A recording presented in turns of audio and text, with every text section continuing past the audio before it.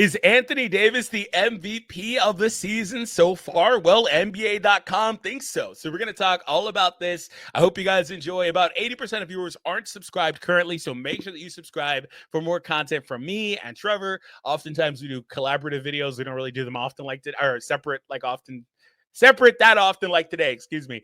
So that being said, we're going to mainly talk about AD. I'll kind of rapid fire run through the list a little bit. Quick analysis. I mean, I can agree with most of the list. I don't really have anybody in particular that I think should be on the list off the top of my head. If there's somebody you think should be, post it down below in the comments. Next thing I'll say is 9 and 10 are kind of a joke to me.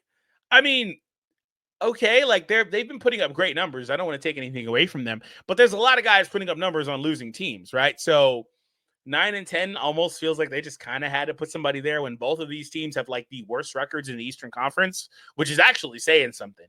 It really is. So I mean, yeah, that's Giannis. Tyrese has been really good over the last couple of years, but that's Giannis down there. I don't know, man. I feel like they shouldn't even be on the list if I'm being honest, but not to knock them. It's just the team success hasn't been there. So that leads me to my next point with AD. While I think that on a numbers perspective, AD has been the best player so far this season. I think that's pretty fair to say. I think he's also leading the league in scoring at basically 33 points per game, 12 rebounds, 3 assists, 1.6 or so steals, 1.7 blocks, I believe.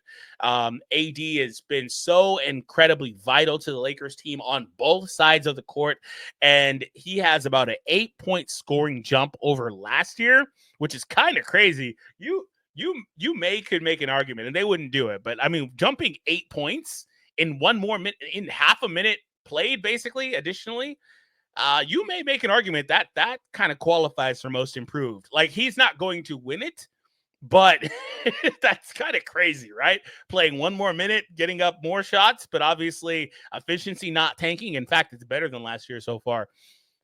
He's not going to win it, but all right, I'm crazy, I know. But so, yeah, AD, I think, has been the best player. But long story short, without the team success, I don't think he'll win this. I think in order for the Lakers to get a player on this team that wins DPOY, in the case of AD, of course, or wins MVP in this case, I think the Lakers need to finish like a top 4 seed at worst. I don't know that they can finish any worse than that. It doesn't happen very often. I think the Westbrook year, not to knock him, or the Thunder that year, I think that may have been the worst finish that a team has had off just recent memory. I don't know where they were at. I don't remember exactly. So don't kill me. Just politely let me know if there's anybody in there. Politely let me know, because that's just what came to mind, right? So anyway, I think that's what needs to happen in order to win that. So that being said, I don't think he'll win it. I don't care if he's number 1 on this ladder. I think he deserves it individually, but they typically are going to associate that with team success too. I'll say I think this should probably be a solely individual award. So if NBA.com is considering it as solely an individual thing, which again, typically they consider team success. Otherwise, we'd have some 30-point per game scorers on losing teams that are typically high on these ladders, which is not really the case. Maybe they're considering it that way. If it was solely that way, then I could understand it, though. But yeah, I think maybe they're considering it that way because these last couple guys, like I just talked about, should really not be on this list. But I digress. So what I'll say is, if you ask me who I thought would win it right now, I think there's a couple players I'd consider. Tatum or Shea, I think, are really safe bets. I think they're really safe bets. Jokic is obviously just a really, really safe bet in general, but I don't think he'll win it unless he goes crazy and continues what he's doing, basically. I saw Jokic last game. Wasn't it like 23 points, 20 rebounds, 16 assists? My God. I know that our channel has a lot of Laker fans because Trev, obviously, has brought a lot of that audience in, and thank you. We love you. But as a result, I know that we don't quotes up, like the Nuggets or appreciate Jokic and all that stuff. But my God, dude, I don't know a lot of guys that can that can say that they had a peak statistically like Jokic has had over the last like 3, 4, 5 years here. It's kind of crazy what Jokic is doing. But the reason I don't think he'll win it is because voter fatigue. And correct me if I'm mistaken, I think only a few guys he's got 3, right? I think only a few guys have 4 MVPs. And he would be, I mean, if he gets that 4th one, regardless of if he wins another championship or not, he's going to it's going to be kind of hard to deny Jokic as being a top player in history, right? I'm not going to put a number on it, but he's probably already. And I know people don't like to hear that. He's probably already. So, yeah, I don't know if voters will give it to him, but we'll see, right? We'll see what happens. But especially not this year, though. I don't know that they'd give it to him again unless he goes crazy. I think they would definitely take this opportunity to give it to someone else. We've seen that in the past before. You could argue whether or not he should have won more in certain years. You could do that. But LeBron, they definitely, in my opinion, at least skipped out on a couple of them that he could have potentially won because he stopped winning them pretty early. So moving on from that, I think those are the safest bets. Tatum has been on a tear here also. He's putting up 30 points per game. And so the fun thing with this is that most of these other guys have teams that are super successful, like Tatum, Shea, Mitchell. Those are mainly guys that are on teams that have lost one or less games right now. So, like, they have been dominant so far at this point. So I can completely understand that. And they also have the numbers to back it up. But there's a few guys on there like AD. In fact, AD may have the worst record on that entire list. Aside from the last couple of guys there, which I just consider those guys not even being on there, if you ask me. Yeah, so like pretty much that's kind of the case. I guess Tatum's team has lost the second game because they just lost that one against the Warriors.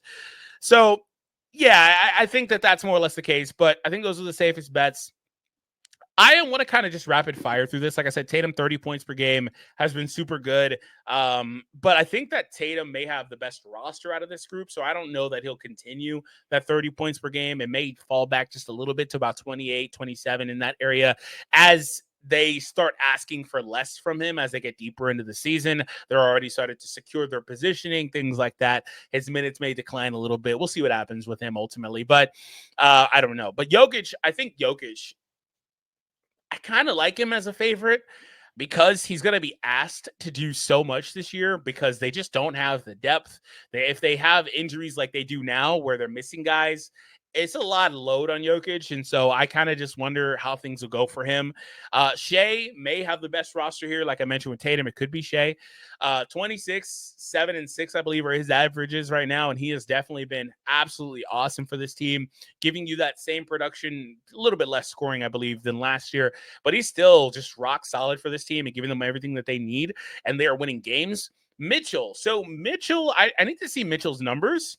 They're the only undefeated team left in the league, right? Yeah, only one left, excuse me. And I got to imagine that first loss is coming soon. Didn't they start 9-1 last year or something like that? I believe they started 9-1, 8-1, something like that last year. Correct me if I'm mistaken, of course. Yeah, so this is where you kind of blur the lines between like team success, individual success, because Mitchell may have the worst numbers on this entire list individually, but currently his team is performing the best. Right? 24, 4, and 3. That's just not statistically matching basically anybody else. But again, kudos to him. His team is scoring amazingly. They're doing what they need to do. They're defending amazingly. They're winning games. He's playing 30 minutes per game. He may be averaging the least amount of minutes out of all these guys too. So there's that. So I guess you could maybe make an argument both ways. I think that's why he's at 5, smack dab in the middle. So definitely makes sense. But I think it's like, I don't know. What do you guys think the criteria truly is? Is it like 50-50 individual versus team success? Is it like 45, 55, 25, 75? What do you think the criteria truly is? I think Mitchell's in a weird spot though, because I don't think he has the statistics for it to the point where like they'd give it to like Shea or Luka, who also is a good candidate, excuse me. They'd give it to those guys if they're high seed teams over Mitchell, in my opinion, if all things stayed even. KD been super good for this team. I may argue KD is 5th, in my opinion, but you're just pulling hairs at that point. Not a big deal. Ant has been awesome as well. So it's been fun watching Ant jack up all those threes this year. He's been knocking them down, so I'm cool with it. Luka kind of just doing Luka things. I think he's still trying to play his way into shape a little bit here. Last time I saw, but don't quote me on that, of course. Giannis and Maxey, I'm not even going to bother talking about them because their teams are not doing anything despite their own individual success with statistics. Although Maxey has been gunning. So he's got the numbers, but not the efficiency. So that's mostly it. But Anthony Davis, like I said, vital to the Lakers' success. Fun thing about AD is he's basically playing a career high in minutes this year. Basically, I mean, he's done 36.1, 36.4 is the actual career high. This year, he's at 36.3. So he's basically tying that. And he's giving you this production. And last time he did that, by the way, the team, he played 75 games. The team did not go where I think they wanted to go that year, but he was 23 years old. He's 31. It feels like his minutes should be going the opposite way. instead of going up, they need to be going down. But the Lakers just need him on the court as much as possible because they're going to lose if he's not out there. It is what it is, right? So that being said, maybe he truly is number one. What do you guys think? Post it down below.